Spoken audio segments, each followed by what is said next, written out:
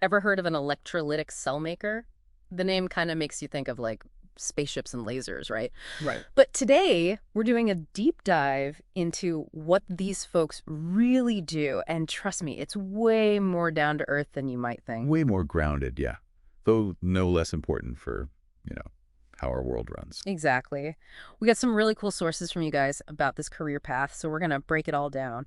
So, no spaceships, but essential for things like the batteries in our phones, right? Absolutely. And for the renewable energy everyone's talking about these days, Mm. even some of the chemicals used in manufacturing, it all ties back to this. Oh, I never would guess that.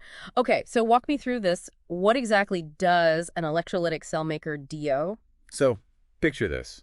You're in a workshop, maybe got some tools around, kind of like, Like a regular workshop. yeah, but instead of building a birdhouse, you're using concrete mixing techniques. Concrete mixing. Yeah, to create these super precise energy storage units. These are the electrolytic cells. Whoa, so it's like a chemist meets a construction worker? That's wild. And speaking of showing off your work, one source mentioned portfolios. Like, imagine having photos of concrete cells on your resume. It's actually a super smart move Hmm. because you're not just saying you've got the skills. You're like, boom, here's a perfectly formed electrolytic cell I made. That's one way to stand out from the crowd. But before we get ahead of ourselves, let's back up a bit. What's a typical day like for an electrolytic cell maker? Do they just, like, hang out in the workshop all day, mixing concrete? Safety is huge in this line of work. Like, you wouldn't believe how much the sources emphasize protective gear. Makes sense you're working with some potentially dangerous stuff. Exactly. So it's not exactly a jeans and t-shirt kind of job. But more like safety goggles and maybe even a respirator. Okay, so you're all geared up. Then what? Then the real work begins. You're assembling components, carefully mixing that concrete for the cell structure. Because these cells, they got to be tough. Right, they can't just fall apart. Nope.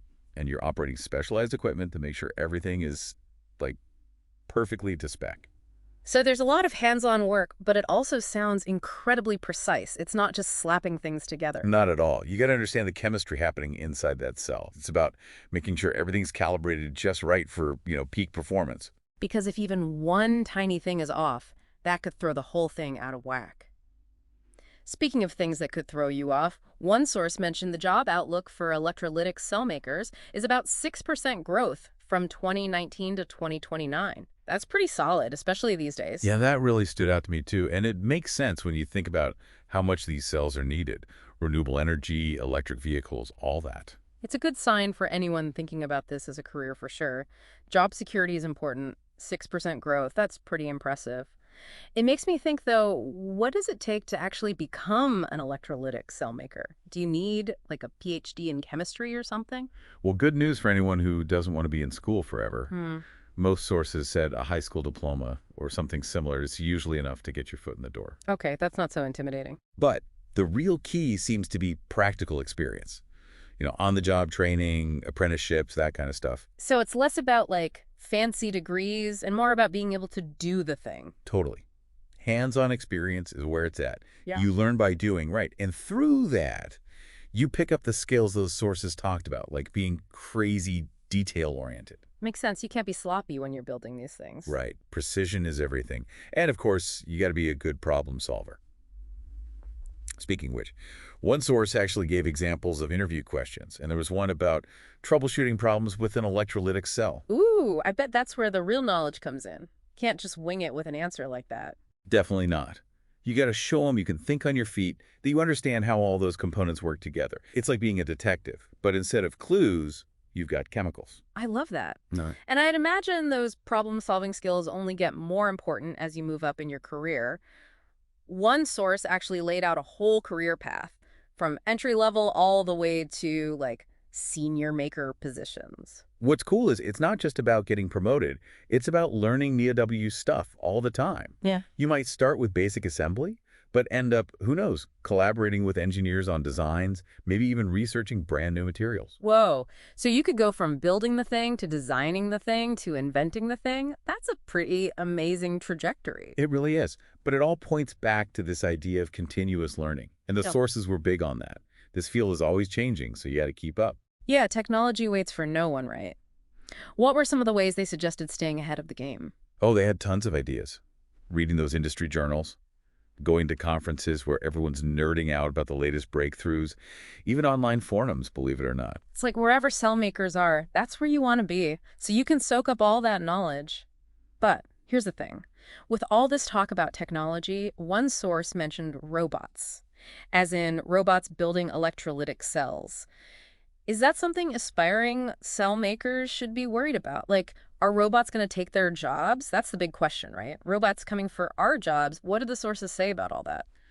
I mean, they definitely said automation is like a big thing in this field, but it wasn't all doom and gloom. Okay, yeah. Yeah, it was more like they see robots kind of changing the job, not necessarily taking it over completely. So instead of being replaced by the robots, they'll be the ones, like, in charge of the robots. Exactly. Someone's got to oversee those bots, make sure they're building things right. Because let's be real, robots have their glitches too, right? No, absolutely. And when those glitches happen, you need a human brain to step in and fix them. 100%. Yeah. That's where all those skills we talked about come in, like problem solving and, that human touch on quality control. Right. Because a robot might miss a tiny flaw that a human would catch. Plus, I can't imagine a robot coming up with new ideas for electrolytic cells anytime soon. Exactly. Innovation, that's got to be a human thing, at least for now. Who knows what the future holds, right? Mm-hmm. But for the foreseeable future, it's all about humans and robots working together. A dynamic duo. Okay, so we've talked a lot about the technical side of this job. But what about the people? What kind of person would actually enjoy being an electrolytic cell maker? Good question.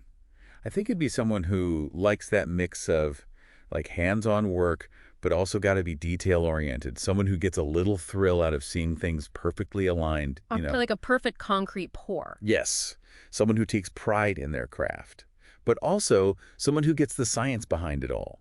It's not just about building, it's about understanding the chemistry that makes it all work. And knowing that their work is going towards something bigger, like powering clean energy. Totally. Or some new technology that changes the world. It's pretty cool when you think about it that way. It's like holding a piece of the future in your hands. So, to wrap things up, we started this deep dive thinking about spaceships and lasers, but we ended up finding something way cooler. Right. Who knew there was so much to discover about electrolytic cell makers? It's a job that's both high-tech, A&D, hands-on, with a bright future ahead. What more could you ask for? And who knows, maybe someone listening right now will be the next great electrolytic cell maker. If you're out there and this sounds like your kind of jam, we've got links to some awesome resources in the show notes. Go check them out. Yeah, you never know where a little curiosity might lead you. And if you end up building those super-powered cells of the future, you know where to find us. We'd love to hear all about it. Absolutely. Until then, keep those brain cells buzzing. And remember, the future is electric. And it might just be encased in concrete.